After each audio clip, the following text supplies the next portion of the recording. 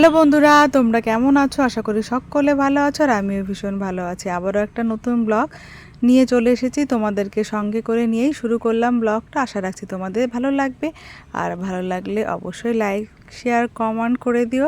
হ্যাঁ, আর যারা নতুন আছো তাদেরকে বলবো, যদি কোনো একটা জায়গায় ভালো লেগে থাকে তাহলে অবশ্যই অবশ্যই লাইক শেয়ার সাবস্ক্রাইব ও কমেন্ট করে দিও।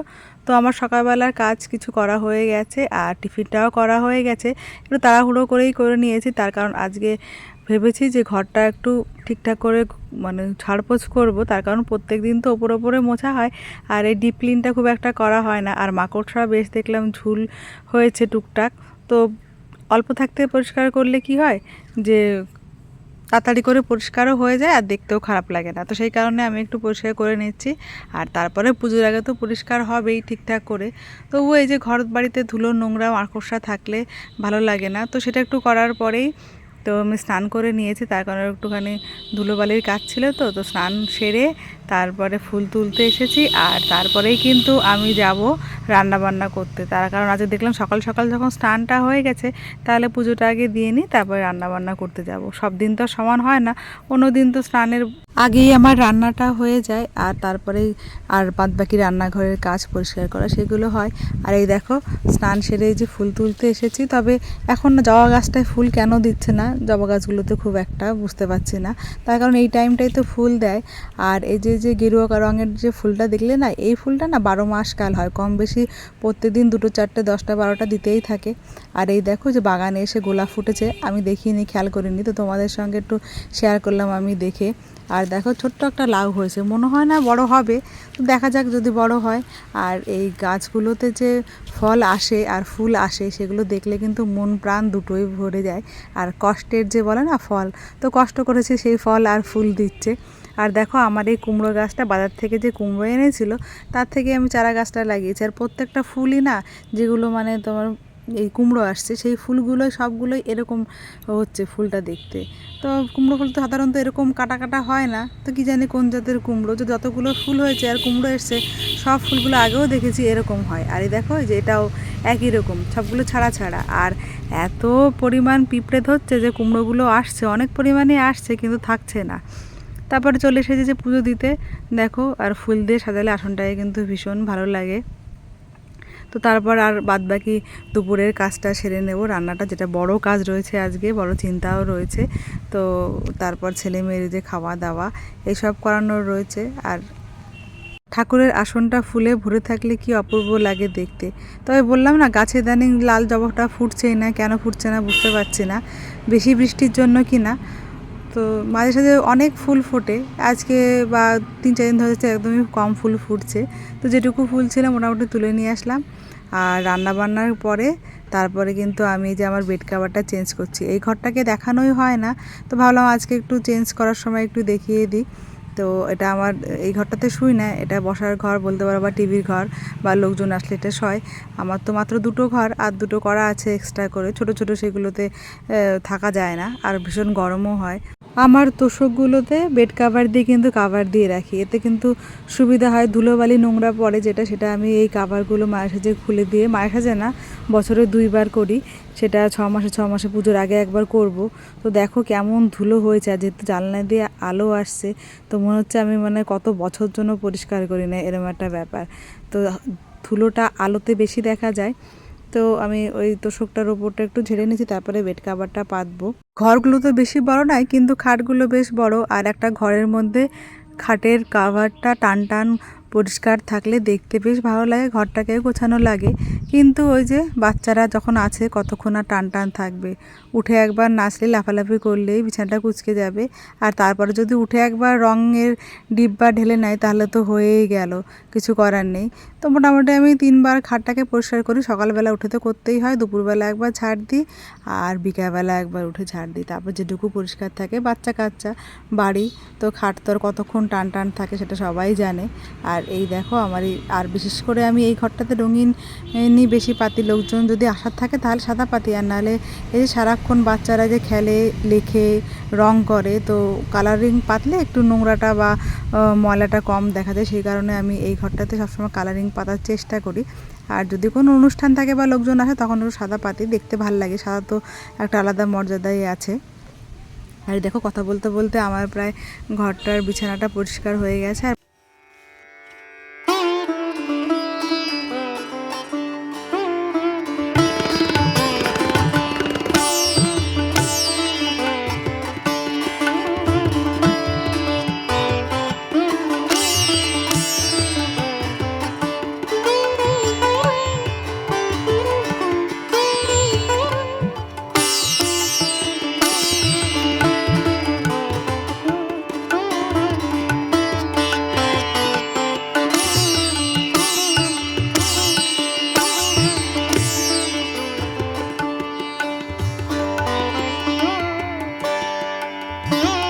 তো এই ঘরের দেওয়ালে কিছু ছবি আর শোপিস আছে, তো সেগুলো তোমাদের একটু দেখাচ্ছি। এই দুটো দেখতে পাচ্ছ না, যে একটা ছেলে একটা মেয়ের মুখ। এটা আমাদের চিত্তরঞ্জন থেকে অযোধ্যা দূরত্ব বোধহয় 100 কিলোমিটার। তো ওখানে ঘুরতে গেছিলাম, তো তখন এই মুখোশগুলো নিয়ে এসেছিলাম। আর এই দুর্গা ঠাকুরের মুখও এনেছিলাম, এই যে মুখ। আর এই যে দুর্গা ঠাকুরটা দেখছো, এটা কিন্তু আমার কৃষ্ণনগর থেকে আনা। কৃষ্ণনগর যে মাটির পুতুলগুলো হয় না বিক্রি হয়, সেখানে গেছিলাম, তো ওই মূর্তিটা নিয়ে এসেছিলাম। আর দেখো যে দুর্গা ঠাকুরের মুখটা দেখতে বেশ ভালো লাগে। আর এটাও কিন্তু গণেশটাও কিন্তু কৃষ্ণনগরের। আর যে প্রথম যে বুদ্ধের ছবিটা দেখলে, এটা আমাদের মার্কেটের পাশেই একটা ছবির বাঁধায়, সেখান থেকে মানে রাস্তার পাশেই দোকানটা ছিল। তো আমি একদিন বাজারে যেতে যেতে ওই ছবিটা দেখেছিলাম। তোর বাবাকে বললাম যে আমার ভীষণ ভালো লাগছে, তো বাবা বললো কিনে নাও। তো তখনই সেদিনই এই ছবিটা নিয়ে আসা। আর কালার কম্বিনেশনটা এত ভালো আর ছবিটা এত সুন্দর যে আমার ভীষণ ভালো লাগে। আর আমি যেখানেই ঘুরতে যাই না কেন, চেষ্টা করি সেই জায়গাটার জিনিস আনতে, যেটা যেখানকার পপুলার। তো আমার ঘর সাজাতেও ভীষণ ভালো লাগে। আর এই জিনিসগুলো যখন সঙ্গে করে নিয়ে আসি, সেটা যাই দাম হোক, 100 টাকা থেকে 500 টাকা, তো সেই স্মৃতিগুলো সঙ্গে থাকে, যে আমি যখন দেওয়ালে বা ঘরের কোথাও শোপিস হিসেবে সাজিয়ে রাখি, তো যখন সেই জিনিসগুলোর ওপর চোখ যায়, তো সেই স্মৃতিটাও যখন ঘুরতে গেছিলাম, সেই সুখকর স্মৃতিটাও ভেসে ওঠে। আর ভালো লাগে সেই সময়টা। তো সেই কারণেই যেখানেই যাই না কেন, তো চেষ্টা করি কোনো ঘর সাজানোর বা সেই জায়গার ইউনিক জিনিসটা আমি নিয়ে আসার জন্য।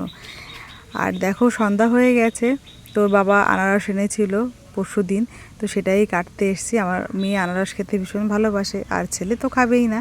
তো আনারসটা একদিকটা একটু নষ্ট হয়ে গেছিলো, সেদিকটা বাদ দিয়ে এই যে কেটে নিলাম। প্রথমে ছুরিতে ছুলে, তারপরে বটি দিয়ে চোখগুলো ফেলে আর লবণ মাখিয়ে তারপর সবার জন্য দিলাম।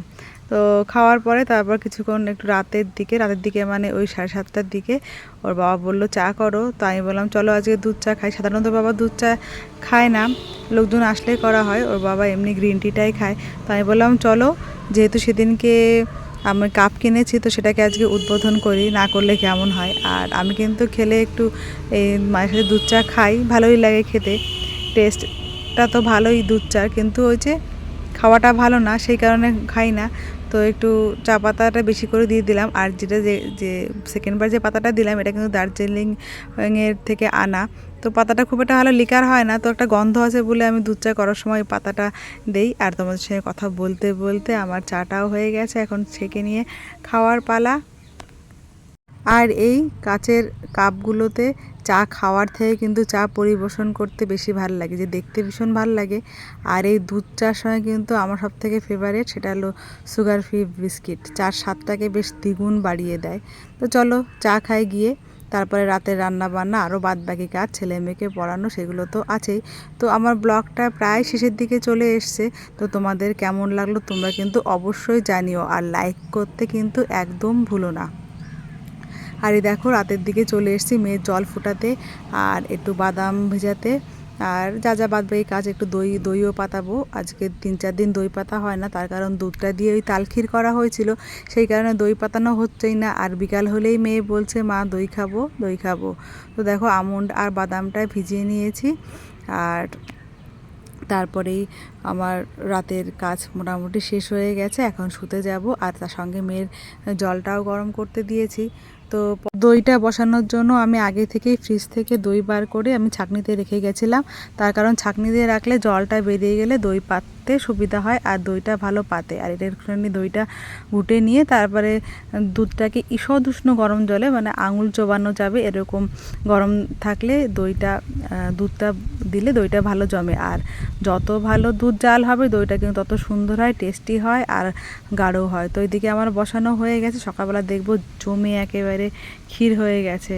আর এরপর মেয়ের জলটাও ফুটে গেছে, সেটা ফ্লাক্সে ঢেলে নেব, তারপরে শুতে চলে যাব। আর বিছানায় গিয়ে কিন্তু মেয়ের সঙ্গে আবার আধ ঘন্টা যুদ্ধ, তার কারণ ও বিছানায় গিয়ে একদম শোবেই না, ঘুমোতে চাই না। কেন যে ঘুম আসে না রাত্রেবেলা সেটাই বুঝতে পারি না। আধ ঘন্টা যুদ্ধ, 11টার পরে গিয়ে আর ঘুম হবে। আবার সকাল ভোরবেলা 5:30টায় উঠে আবার জীবন যুদ্ধ শুরু হবে। তো তোমাদের ব্লগটা কেমন লাগলো অবশ্যই জানিও। সবাই ভালো থাকবে, সুস্থ থাকবে আর সবাইকে ভালো রাখবে। টাটা।